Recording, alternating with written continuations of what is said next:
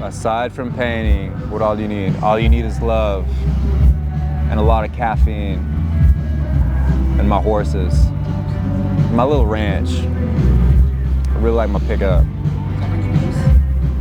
What's up? Oh, I was just gonna keep going on everything I did.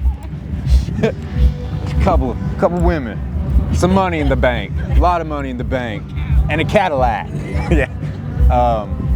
No, what was it again? Man, I think it really like opened up a lot of doors, and like I think in a weird way saved my life, man. Like being in LA for 10 years and like never really living in a big city prior to that, like going out there, like I remember like the first couple of years I wasn't really able to go home.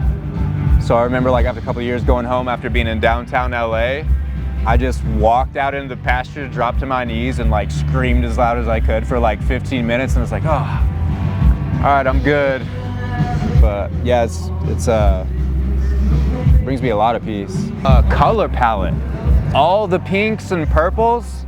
Whenever I was in LA, they were like browns and like almost like sepia, like it was like very muted. And I think it's just pulling stuff off of like urban environments and like walls and grays and darks and like browns and just kind of like that. Yeah, that feeling. And as soon as I go home to the studio in New Mexico, all of a sudden, like, I'm not even using white highlights. It's all like light pinks and purples and then like darks, and the color palette just changes on a dime. And then the whole painting, it just like the whole style feels different. I don't even know, because it can be the exact same. I can use the exact references or paint from the same thing that I would be in LA. Just colors completely change.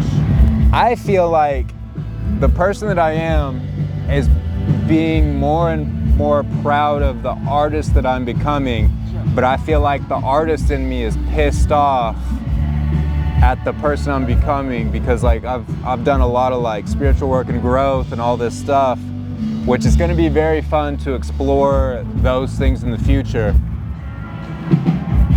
How the f do you make positive art? Like how?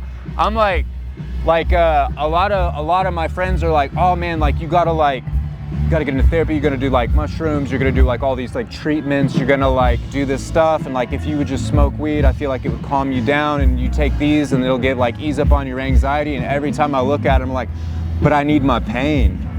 Like I need it. I can't. I'm pissed, I'm sad, I'm upset, I'm lonely, I'm all these things, and I need that. And then at some point though, you're like, wow, I'm keeping myself from miserable to make an okay painting that like small percentage of the world is gonna see, a smaller percentage of the world is gonna appreciate, and then maybe like a handful of people that will connect on an emotional level. But like, maybe it's like music, maybe it's worth it. That 1-2 people that it gets, it's like, I don't know, man. That's a heavy question. But I think like the opposite, like the person I'm becoming, it's like, hey man, you're doing your thing. Like if you'd have told me like whenever I was 15 that I'd be traveling the world painting murals with my best friends and just like meeting up all the time and like doing cool stuff, seeing places that like I would have never dreamed of seeing. Like my goal in high school, I was gonna just move to Hawaii and work at McDonald's, because I almost dropped out more than once. And so I was like, man, if I just get a one-way ticket, if I can save up money to get a one-way ticket, then I can just get like a job at McDonald's, because I'll still be in Hawaii. A few years ago, I went to Hawaii 4 times in 1 year just to like hang out with friends and work. Like it was like doing murals and then like go see a friend, and then it was like a mural festival rolled around, and then I went again, and then like whatever. And it was like, and the first time I went out there to hang out with a friend, I went and I got McDonald's and I sat on the beach, and I was like, just a bucket list moment, you know? So it was, yeah, like I don't even know what the question was, but yeah, man, like so like if you'd have told me like whenever I was younger that I would be doing this like for a living, I wouldn't have believed you. I would have been like, and I only thought I was gonna live to like 25. But so I think that's a lot of us, you know? But yeah.